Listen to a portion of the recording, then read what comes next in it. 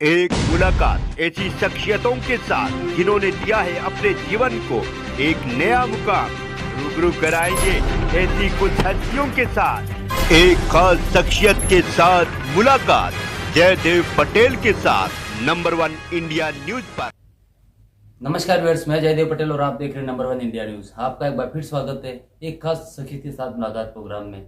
आज हम बात करेंगे आरएसएस प्रमुख मोहन भागवत की तरफ से कुछ दिनों पहले एक बयान जारी किया गया जिसमें यह कहा गया हिंदू मंदिर मस्जिद जो विवाद चल रहा है इसको लेकर कहीं ना कहीं हर मस्जिद के अंदर जो मंदिर ढूंढने के कवायद है उसको बंद कर देना चाहिए, गलत है। और साथ ही कहीं ना कहीं ये जो लोग कुछ हिंदू नेता बनने की कोशिश कर रहे हैं इस वजह से प्रयास कर रहे हैं। इसके बाद कल एक और बयान जारी किया गया जिसमें यह कहा गया कि कुछ लोगों को धर्म का आधा ज्ञान होता है जो अधर्म की ओर प्रस्थान करने की कोशिश करता है।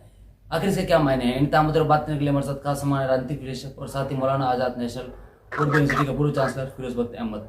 फिरोज बख्त अहमद जी, आपका बहुत बहुत स्वागत है आज हमारे प्रोग्राम में। बहुत बहुत शुक्रिया पटेल साहब आपका भी। फिरोज बख्त अहमद जी, आपसे हमारा पहला सवाल है कि आरएसएस प्रमुख मोहन भागवत के बयान के बाद देश में जो एक संग्राम छिड़ गया है इसको आप कैसे देखते हैं? हिंदू मंदिर और साथ ही जो मुस्लिम जो मस्जिद है उसके बीच जो विवाद चल रहा है उसको लेकर के। देखिए ऐसा है, डॉक्टर मोहन भागवत ने जो बयान दिया है उसमें कोई भी संग्राम नहीं छिड़ा है, क्योंकि उनका जो बयान है बहुत ही समझदारी का सुलझा हुआ बयान है। और वो हमेशा से ही जब भी कोई भी बात हो, चाहे वो सियासत की बात हो या हिंदू मुस्लिम संबंधों की बात हो, हमेशा उन्होंने तोल तोल के नाप नाप के बोला है और बहुत ही उन्होंने जो है अकलमंदी की और समझदारी की बातें कही है। उसमें मैं नहीं समझता कि कोई संग्राम छिड़ा है। और जो लोग संग्राम छेड़ रहे हैं वो वही लोग हैं जो ये चाहते हैं कि हिंदुस्तान में गरीबी रहे, हिंदुस्तान जगत गुरु ना बने, हिंदुस्तान पिछड़ा रहे। तो इस तरह के लोग जो हैं वो इस तरह की बातें कर रहे हैं। और उन्होंने जो बात कही है, उन्होंने एक बहुत ही क्लियर मैसेज दिया है हिंदू बिरादरान वतन को भी और मुसलमानों को भी कि भाई आप तो दूध और शक्कर की तरह सैकड़ों सालों से, हजारों सालों से रहते चले आए हैं, तो अब ये जो तकल्लिश हो रही है क्यों हो रही है? उनके बयान बहुत साफ सुथरा है और उन्होंने यही कहा है कि भाई जिस तरीके से राम मंदिर की सिताइश की थी मुसलमानों ने, कुछ लोगों ने नहीं करी वो अलग बात है, उसको अप्रिशिएट किया था राम मंदिर की कंस्ट्रक्शन को और बाकी अल्लाह पे छोड़ दिया था। तो आपका कहना बिल्कुल ठीक है। और जो आपने बात हो रही है इनकी डॉक्टर भागवत की कि हमारे बिरादरान वतन से हिंदू भाइयों के तबके से कुछ ऐसी आवाजें आ रही हैं नेता बनने के लिए कि फला मस्जिद के नीचे मंदिर है, फला खानका के नीचे मंदिर है, फला दरगाह के नीचे, कब्रिस्तान के नीचे मंदिर है, तो सबको खोद के फेंक दो। देखिए वो जो कुछ हो, सुल्तान हो चाहे मोहन बादशाह हो, अगर उन्होंने मंदिरों को मस्जिदें बनाई या अपने और महल बनाए या कुछ भी बनाया, वो बिल्कुल गलत था, कोई उसमें दो राय नहीं है। चाहे वो किसी का भी नाम ले, किसी भी मुगल बादशाह का, किसी भी सुल्तान का नाम ले। और आप बात को मैं तमाम करते हुए मैं ये कहना चाहूंगा, अगर उन्होंने ऐसा किया तो मैं सोचता हूं कि इस बात को आगे नहीं बढ़ाना चाहिए। मोदी जी एक ऐसे वजीर आजम है, अभी भी कुवैत से आए हैं, क्या उनका शानदार इस्तकबाल हुआ। और कुवैत में तो एक बहुत बड़े जो अरब के, मुझे पता नहीं कौन थे, जो भी प्रोग्राम कंडक्ट कर रहे थे, उन्होंने वंदे मातरम जो है गाया। अरब देशों में ऐसा कुछ नहीं है कि हाय वंदे मातरम हम नहीं कहेंगे, हाय भारत माता की जय, बड़े प्यार सुनो। तो हमेशा से हम मिलते जुलते रहते चले आए हैं, यही अपने हिंदू भाइयों को भी पैगाम दे रहे हैं डॉक्टर मोहन भागवत कि हर जगह मंदिर ना देखो।